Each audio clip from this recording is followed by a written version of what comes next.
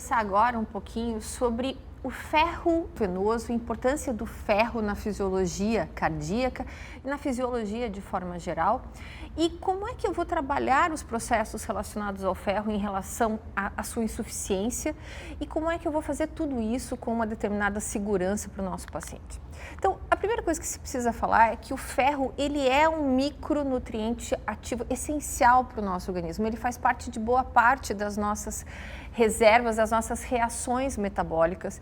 Ele trabalha em cima de reserva de O2 tecidual, metabolismo de miócito, degradação de algumas proteínas, hematopoiese, a própria imunidade sofre ação do ferro. Então, apesar de nós termos uma ideia dele extremamente associado à anemia, o ferro por si só, o seu efeito sistêmico ele é muito maior do que isso. Então, ele possui sim um efeito mitocondrial, ele trabalha muito em relação ao metabolismo oxidativo. A nível celular, em especial no miócito, ele cursa com diversas alterações no sentido de piora do modelo de funcionamento biocítico. Do ponto de vista tecidual, macromuscular, você acaba tendo alterações musculares nesses pacientes e do ponto de vista geral, orgânico, você acaba tendo redução da capacidade funcional de boa parte dos pacientes quando você tem qualquer nível de redução de insuficiência de ferro nesses pacientes. Então, ferro é parte do nosso organismo, ele é um micronutriente ativo metabólico importantíssimo, é também da mesma forma o maior distúrbio nutricional que nós temos na verdade na medicina, 1/3 dos pacientes tem algum nível de depressão de ferro, mas ele é essencial para o nosso dia a dia. E é importante entender um pouco como é que é o ciclo do ferro, porque quando você fala em reposição de ferro, quando você fala em ferro num paciente, por exemplo, como o paciente de C, é muito importante se entender a fisiologia natural do ferro, como é que o ferro se comporta no nosso dia a dia. Então, a primeira coisa, nós temos uma absorção dietética habitual num paciente sem nenhuma patologia, em torno de 10 a 20 miligramas de ferro diário. Nós temos, digamos, uma dieta, um intake dietético de 10 a 20 miligramas que são absorvidos pelo enterócito. Mas desses, na verdade, de absorção efetiva, de consumo efetivo, de transcrição efetiva como absorção, apenas 1 a 2 gramas é que efetivamente ficam no organismo desses pacientes. Qual é o primeiro problema que eu tenho nessa 1 a 2 gramas? Eu tenho uma perda de 1 a 2 gramas pela descamação do epitélio. Então, basicamente, eu consumo de 10 a 20 miligramas de ferro, eu absorvo de 1 a 2 miligramas e eu tenho uma perda de ferro no mesmo 1 a 2 miligramas diariamente. Então, esse já é o primeiro desafio. Mas, de toda forma, desse ferro absorvido, eu tenho uma grande porcentagem, em torno de 70% a 75%, que se tornam ferro circulante na forma férrica, que trabalham justamente em cima de hemoglobina, de eritropoiese, que são transferidos, através da hemoglobina para os tecidos.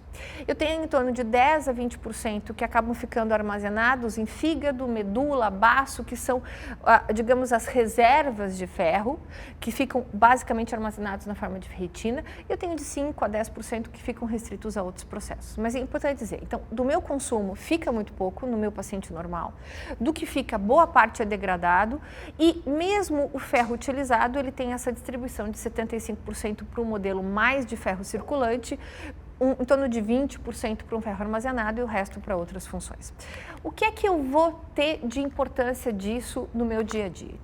Então, é importante entender isso, extrapolar esse mecanismo para o paciente, por exemplo, que tem alguma alteração. Então, sistemicamente, o ferro é absorvido pelos enterócitos e aqui eu tenho um grande efeito de uma substância chamada epsidina, que é produzida pelo fígado, que é basicamente um pequeno peptídeo que modula praticamente todo o ferro, todo o metabolismo de ferro no organismo desses pacientes. É ela quem basicamente promove, modula a absorção intestinal do ferro, então ela quem modula através da ferroportina, que é o seu receptor, a absorção do ferro a nível intestinal e ela também consegue desviar para mais ou para menos o ferro que fica na circulação para dentro do retículo endotelial. Então, ela trabalha basicamente em 2 pontos de transporte, o ponto absortivo e o ponto de disponibilização do ferro na circulação dos pacientes. O que é importante na insuficiência cardíaca? Na insuficiência cardíaca, por conta de uma série de fatores inflamatórios, como vocês podem ver, por conta do aumento do momento inflamatório desse paciente, por conta de todos os sistemas ativados, eu tenho basicamente nesse paciente um aumento da produção de hepcidina e um bloqueio da absorção intestinal ao mesmo tempo da disponibilização desse ferro a nível circulatório para que as células tenham um metabolismo adequado. Então, isso é muito importante, mas é mais importante a gente entender outras 2 posições em relação ao ferro, que é a questão da deficiência de ferro fisiológica, que eu acabei de falar em relação à hepcidina, e da deficiência de ferro absoluta. De forma geral, a gente pode no paciente ser as 2 coisas, mas é importante entender a diferença delas porque para diagnóstico isso faz muita diferença. A deficiência absoluta de ferro é uma deficiência em que o metabolismo do ferro está intacto. Eu não tenho basicamente mudanças em relação ao perfil inflamatório. O que eu tenho é uma baixa quantidade de ferro em geral chegando nesse paciente. Eu tenho uma baixa absorção, ou pelo menos baixa o suficiente para que ele não consiga repor o que ele tem às vezes por perdas, por sangamentos crônicos. Mas eu tenho, na absoluta, de toda forma, um metabolismo de ferro totalmente intacto. Por outro lado, na funcional, eu tenho uma oferta inadequada para a demanda que existe. Eu tenho até um estoque normal, às vezes eu posso até ter uma absorção normal, mas eu não tenho condições de fazer essa absorção de forma adequada, eu não tenho condições de disponibilizar o que eu tenho de estoque para a circulação de forma adequada, e isso está ligado muito ao efeito da hepcidina, isso está ligado muito ao processo inflamatório da própria insuficiência cardíaca. Então, isso é importante, é isso que na verdade a gente tem nos diagnósticos. Então, os pacientes que não têm patologia associada, a gente basicamente se utiliza muito da ferritina abaixo de 30 para esse diagnóstico, mas se vocês olharem nesse slide, todas as demais patologias que têm um modelo de trabalho que é um pouco mais inflamatório, trabalham com essas 2 informações. Quanto eu tenho de ferritina e quanto eu tenho de reserva de transferina, quanto eu tenho de índice de saturação de transferina nesse paciente, mostrando muito dessa posição de storage nesses pacientes. Então, o nosso diagnóstico básico hoje, para se dizer que uma insuficiência de ferro, ela é absoluta, ela é principalmente baseada na ferritina abaixo de 100, no contexto da IC. Por outro lado, a ideia de um diagnóstico de insuficiência funcional, ela trabalha numa ferritina que vai de 100 até a 300, mostrando muito esse perfil inflamatório, mas um índice de saturação de transferrina abaixo de 20. Isso é importante? Isso é.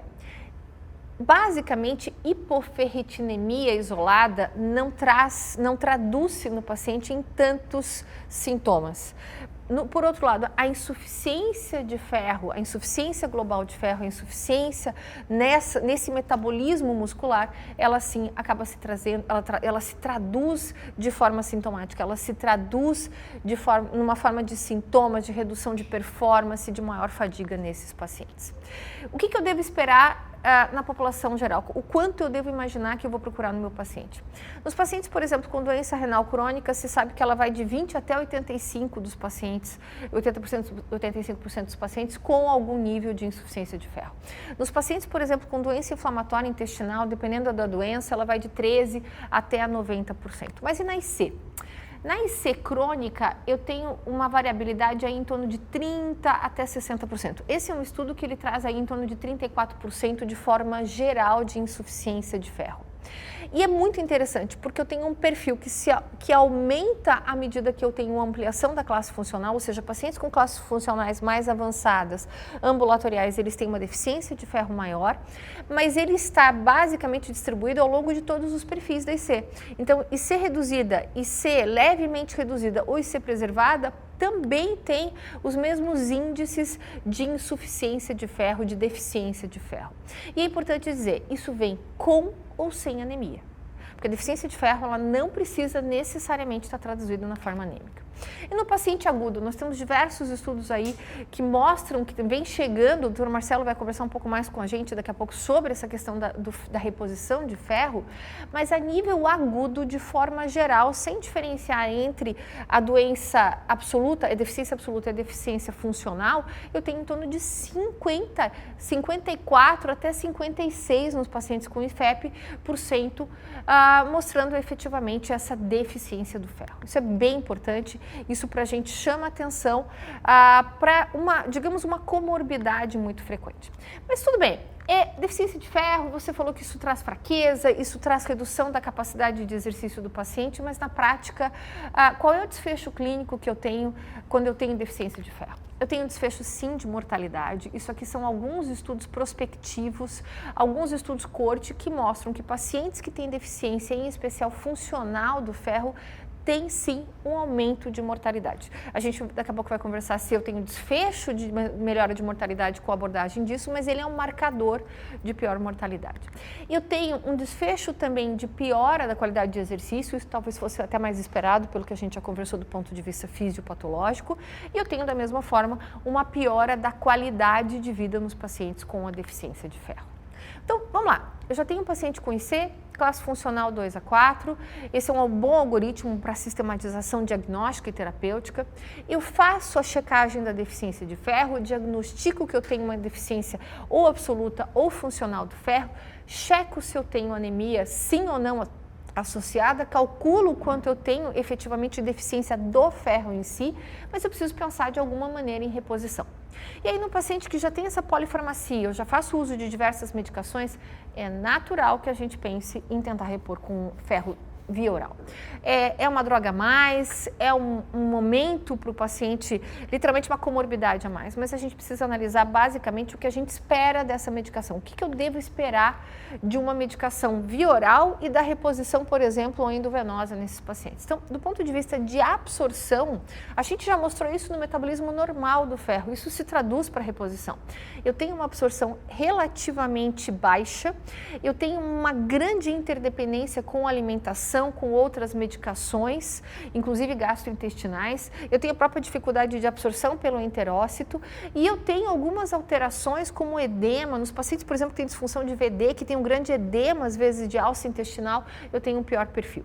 A questão do ferro parenteral, ele já não tem essas dificuldades.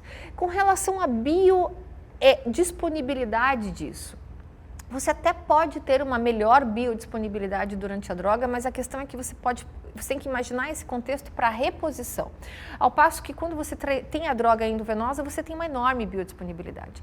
E dos efeitos gastrointestinais, a tolerância gastrointestinal é muito ruim, causando inclusive, não exatamente no paciente, não no sentido de hipersensibilidade, mas por tolerância você pode ter piora da diarreia, você pode ter tanto obstipação quanto diarreia nesses pacientes. Ao passo que a droga endovenosa, ela tem muito menos de sintomas gastrointestinais e se você fizer a aplicação no tempo adequado, sem você apressar essa injeção, você tem aí raramente algum risco tanto de hipersensibilidade, mas de anafilaxia, mas isso o Dr. Marcelo com certeza vai falar um pouco mais para vocês, inclusive da questão do envolvimento do Destran. Então, vamos falar um pouquinho rapidamente dos estudos com intervenção e aqui eu vou falar dois estudos que fizeram intervenção via oral. Um é o estudo Iron Out e o outro é o estudo Iron Heart Failure.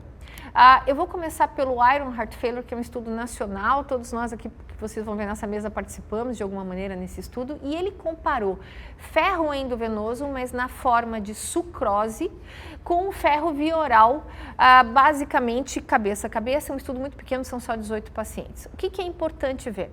Ele não trouxe grandes diferenças entre os dois ferros. Um pouco menos para ferro via oral em relação ao aumento de ferritina, um pouco menos para essa questão de delta, mas o que eu acho que é importante dizer, a comparação é de ferro via oral com sucrose de ferro. Isso é uma outra droga, não é a droga que a gente vem tendo na maior parte dos estudos, é a droga que se mostrou mais biodisponível.